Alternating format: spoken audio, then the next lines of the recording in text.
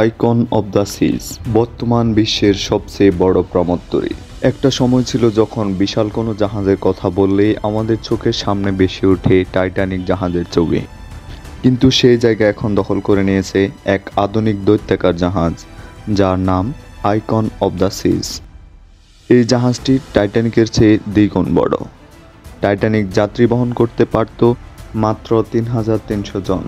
অপরদিকে icon of the সিজ একসাথে ৪,০০০-এর বেশি মানুষ বহন করতে সক্ষম। আলোকিত সন্ধ্যার আজকের পর্বে আমরা বিস্তারিত জানব আইকন অব দ্য সিজ বা বর্তমান বিশ্বের সবচেয়ে বড় প্রমত্তরী সম্পর্কে। ভিডিওটি শুরু করার আগে অনুরোধ করব, আপনি যদি আমাদের চ্যানেলে নতুন হয়ে থাকেন অবশ্যই সাবস্ক্রাইব করে পাশে থাকবেন। আইকন অব দ্য সিজ শুধুমাত্র জাহাজে নয়, ভাসমান এক বিশাল শহর।